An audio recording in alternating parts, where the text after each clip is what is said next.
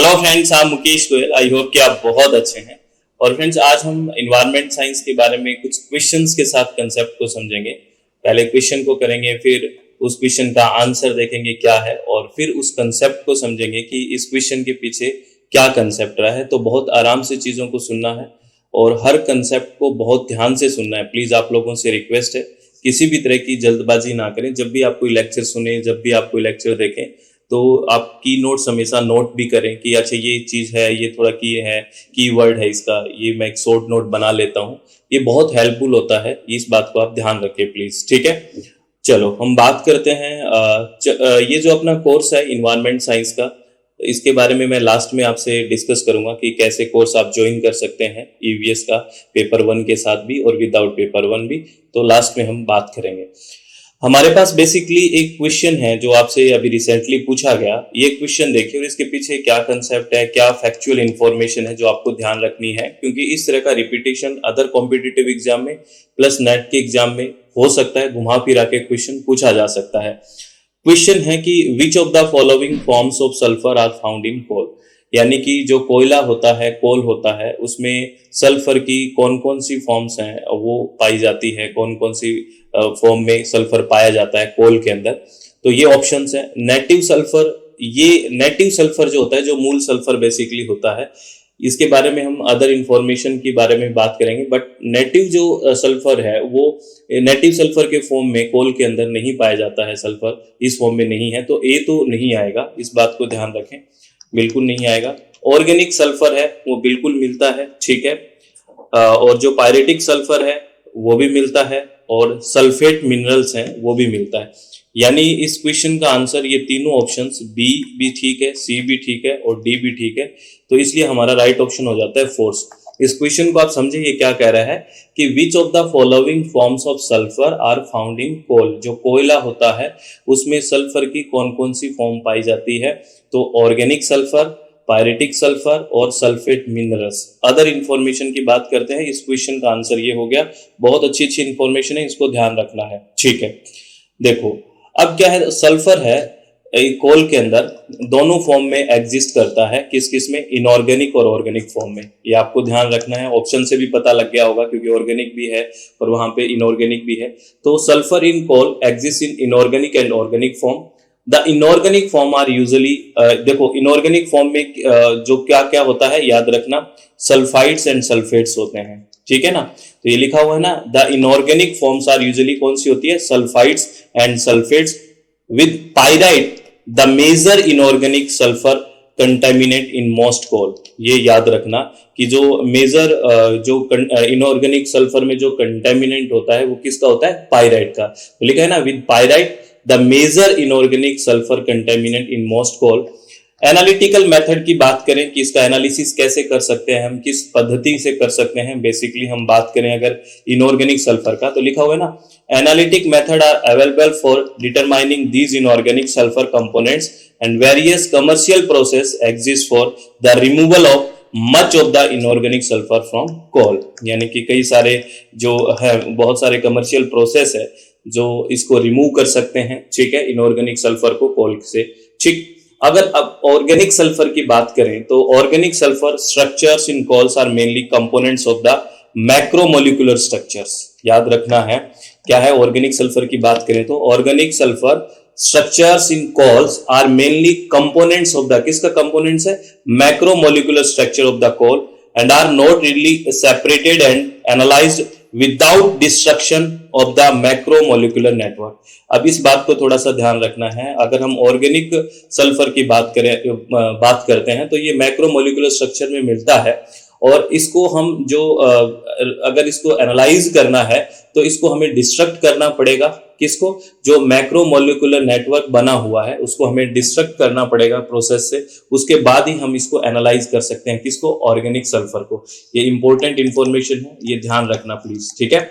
और भी बात करनी है, चलो the organic sulphur components are broadly divided into, अगर ऑर्गेनिक सल्फर की बात करें हम तो इसको हम बेसिकली एलिफेटिक एंड एरोमेटिक या फिर हेट्रोसाइक्लिक सल्फर स्ट्रक्चर में हम डिवाइड कर सकते हैं। याद रखना जो ऑर्गेनिक सल्फर कंपोनेंट्स है can be broadly divided into aliphatic and aromatic या फिर हेट्रोसाइक्लिक सल्फर एलिमेंट स्ट्रक्चर के रूप में इसको डिवाइड कर सकते हैं।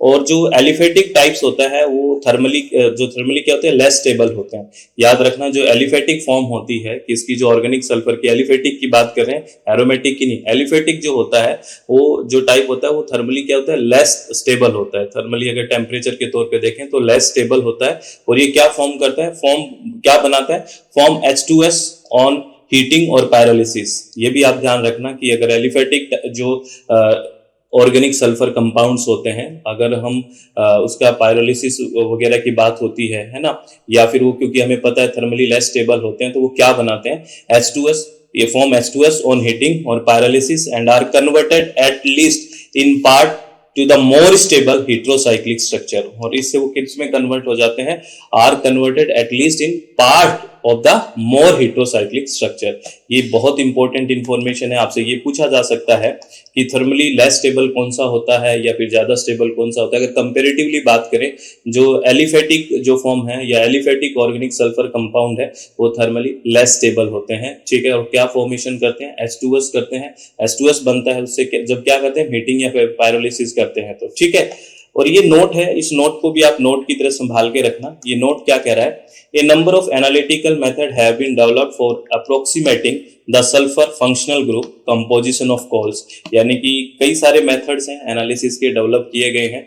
अगर हम फंक्शनल कंपोजिशन को देखें तो कि क्या क्या है इसमें, some of these are destructive test depending on the pyrolysis और catalytic reduction to H2S, reduction से H2S या फिर ऑक्सीडेशन से सल्फर डाइऑक्साइड। तो क्या कह रहा है ये सम ऑफ दीज, इसमें से जो बहुत सारे मेथड्स हैं इसमें से कुछ क्या है, some of these are destructive test, ठीक है। डिस्ट्रक्शन करना यानी कि पायरोलिसिस या उसको हाई टेम्परेचर पे गर्म करने की बात हो रही है। तो some of these are destructive test depending on pyrolysis और कैटालिटिक रिडक्शन टू H2S या फिर ऑक्सीडेशन से क्या होगा, SO2 बन जाएगा। सल्फर का रिडक्शन और ऑक्सीडेशन कर रहे हैं, H2S यानी हाइड्रोजन जुड़ जाएगा, यानी H2S बन गया, या फिर ऑक्सीडेशन होगा तो सल्फर डाइऑक्साइड बन गया।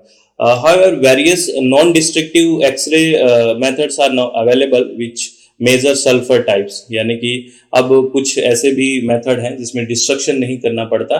तो various non-destructive X-ray method are now available which measure sulfur type, जैसे एलिफेटिक है, एरोमेटिक और थियोफेनिक डायरेक्टली इसको मेजर करते हैं बिना डिस्ट्रक्शन के। तो ये भी आपको इंफॉर्मेशन ध्यान रखनी है, ठीक है। प्लीज ये ध्यान रखना, एक क्वेश्चन से हमें बहुत सारी बातें पता करनी होती है तभी हमारा सिलेक्शन होता है, नहीं तो दिक्कत हो जाएगी। अगर हम क्वेश्चन को सिर्फ रट रहे हैं, ये बातें हैं, अगर अदर इंफॉर्मेशन उसको नहीं गेन कर रहे हैं तो आप समझिए कि हम चीजों को ठीक से नहीं पढ़ रहे हैं। और ये क्या कह रहा है, the H2S is chemically incorporated into the peat during diagenesis. यानी कि जो डायजेनेसिस के दौरान जो पीट होता है उसके अंदर शामिल कर लिया जाता है H2S को एक तरह से। तो H2S is chemically incorporated into the peat during diagenesis. The H2S also react with ferric ions. ये याद रखना, जो H2S होता है वो फेरिक आयंस के साथ रिएक्ट करता है वाटर में और क्या बनाता है, पायराइट बनाता है कोल के अंदर, जो हमने जो क्वेश्चन में बात की थी। तो पायराइट क्या है, मिनरल, इसका फॉर्मूला क्या होता है, देखो ये फॉर्मूला भी आपको याद रखना है। पायराइट का फॉर्मूला भी आपसे पूछा जा सकता है, तो याद रखना H2S क्या है, रिएक्ट करता है फेरिक आयन के साथ इन वाटर और प्रोड्यूस करता है pyrite into the coal. The mineral sulphur component can be removed. जो मिनरल सल्फर कंपोनेंट्स है, जैसे सल्फर मिनरल, यहाँ पे सल्फेट जो मिनरल्स हैं ये मैंने सब बता रखे हैं आपको, इसका आप स्क्रीनशॉट ले लें या ध्यान रखें कि ये फॉर्म है, जैसे मिनरल की फॉर्म में है, जैसे इंक्लूड एनहाइड्राइट, जिप्सम है ना, और थेंड्राइट, इनके फॉर्मूला भी याद रखना है, एप्सोमाइट, ये सारे के सारे मिनरल हैं, है ना, सल्फेट मिनरल्स हैं, ध्यान रखना है ये सारे के सारे। तो यही कह रहा है, the mineral sulphur components can be remove और रिड्यूस बाय कमर्शियल मेथड, जैसे ऑफ कोल वॉशिंग है ना, फ्लोटेशन और ऑयल जो एग्लोमेरेशन है, इनके द्वारा हम क्या कर सकते हैं, इनको जो मिनरल सल्फर कंपोनेंट है इसको हम रिमूव कर सकते हैं या रिड्यूस यानी कि कम कर सकते हैं। तो याद रखना है पायराइट ये है ना, सीधा डायरेक्ट आपको कई बार फॉर्मूला भी मैच करना पूछा जा सकता है। और सल्फेट मिनरल्स ये हैं, सब इसको ध्यान रखना है। जैसे जिप्सम है, आपको कमेंट बॉक्स में मुझे को जिप्सम का फॉर्मूला बताओगे आप, या चलो नेक्स्ट स्लाइड में मैं ही बता दूंगा। ये भी कई बार आपसे फॉर्मूला भी मैच करना पूछ लेते हैं, ठीक है, ये भी आपको ध्यान रखना है फ्रेंड्स, ठीक है। आगे क्या है, जैसे अगर नेटिव सल्फर भी एक ऑप्शन हमने बात की थी कि नहीं होता। नेटिव जो मूल सल्फर होता है बेसिकली, है ना, फंडामेंट जो सल्फर शुरुआती होता है, मूल सल्फर जो मिलता है नेटिव सल्फर की, उसकी बात की जा रही है। तो नेटिव सल्फर कैसे बनता है, वैसे देखिए, native sulphur is synthesised by anaerobic bacteria, ये ध्यान रखना, है ना। Native sulphur is synthesised by anaerobic bacteria, किस पे एक्ट करता है, एक्टिंग ऑन सल्फेट मिनरल, है ना, किस पे एक्ट करते हैं, सल्फेट मिनरल। जैसे कि जिप्सम है, इन सॉल्ट डॉम्स जो है, जो सॉल्ट के डॉम्स हैं उसमें जो जो सल्फेट मिनरल्स हैं, जैसे जिप्सम है बेसिकली, उस पे एनारोबिक बैक्टीरिया जो एक्ट करते हैं, तो उसके द्वारा क्या बनता है, नेटिव सल्फर बनता है। तो ये लाइन याद रखना, native sulphur is synthesised by anaerobic bacteria acting on sulphate mineral such as gypsum in salt domes, है ना। तो और हम जिप्सम की बात कर रहे थे, तो जिप्सम बेसिकली क्या है, gypsum is a soft sulphate mineral composed of calcium sulphate dihydrate. जैसे इसका ये केमिकल फॉर्मूला की बात करें, इसमें देखिए 2H2O है, ठीक है, और कैल्शियम सल्फेट की बात हो रही है, तो ये पूरा क्या है, जिप्सम है। तो जिप्सम क्या है, जिप्सम एक सॉफ्ट सल्फेट मिनरल है composed of calcium sulphate dihydrate, ये याद रखना, ये भी इंपॉर्टेंट है। तो ये छोटी छोटी बेसिक सी बातें होती हैं।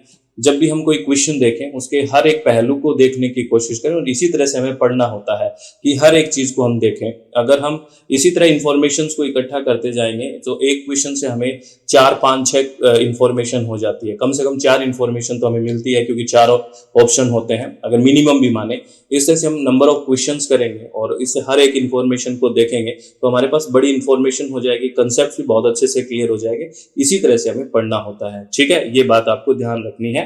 और अब हाँ, एक बात और है फ्रेंड्स, आपको अगर ये सारी चीजें अच्छी लगती है, आपको लगता है कि हम अच्छा कर रहे हैं, इंफॉर्मेशन शेयरिंग अच्छी हो रही है, अच्छे कंसेप्ट हमारे क्लियर हो रहे हैं, तो आप इसको सब्सक्राइब कर सकते हैं, मैक्सिमम लोगों तक शेयर कर सकते हैं अगर आपको अच्छा लगता है तो, ठीक है, इससे हमें भी मोटिवेशन मिलता है। बेसिकली अब मैं आपको अगर बात करूं अपने बैच के बारे में, अपनी वेबसाइट है www.swmg.in और मोबाइल एप्लीकेशन SWMG है, और ये अपना कॉन्टैक्ट नंबर है। इस पे वेबसाइट या फिर ऐप पे हम पेपर 1 भी पढ़ते हैं और पेपर 2 इन्वायरमेंट साइंस भी पढ़ते हैं। अगर आप विलिंग है तो आप ज्वाइन कर सकते हैं, ओनली पेपर 1 भी ज्वाइन कर सकते हैं, ओनली पेपर 2 EVS भी ज्वाइन कर सकते हैं, या फिर paper 1 plus paper 2 environment science combo package भी आप ज्वाइन कर सकते हैं। इसमें आपको 10 की 10 यूनिट एक साथ मिल जाएगी। PYQ भी हम डिस्कस करते रहते हैं, ठीक है ना। अगर कोई आपको डाउट आता है तो आप कमेंट से डाउट भी पूछ सकते हैं। आपका पूरा का पूरा अपडेटेड सिलेबस के अकॉर्डिंग होता है। मैं पूरा एनालिसिस करता हूं हर चीज का, और अच्छे से चीजों को हम करते हैं कि कैसे क्वेश्चंस पूछे जाते हैं, किस तरह के क्वेश्चन अराइज हो सकते हैं, किस कंसेप्ट के क्वेश्चंस कौन से टॉपिक से पूछे जाते हैं। इसलिए पूरा हम अच्छे से एनालाइज करते हैं और बहुत आराम से चित्त को शांत करके पढ़ते हैं। और इस वेबसाइट का लिंक भी आपको डिस्क्रिप्शन बॉक्स में मिल जाएगा, अगर आप विलिंग है तो आप ज्वाइन कर सकते हैं, ठीक है। तो ऑल द वेरी बेस्ट, अपने आप चित्त को शांत रखें, खुश रहें और किसी भी तरह की टेंशन ना लें, आप लोगों से रिक्वेस्ट है। और प्लीज अगर आप नेक्स्ट एग्जाम के लिए कोई भी तैयारी कर रहे होते हैं तो शुरुआत से तैयारी करना स्टार्ट करिए और हर कंसेप्ट को पढ़ने की कोशिश करिए, ठीक है। बहुत बहुत धन्यवाद, thank you, thanks a lot friends, हमेशा खुश रहें, बहुत बहुत धन्यवाद।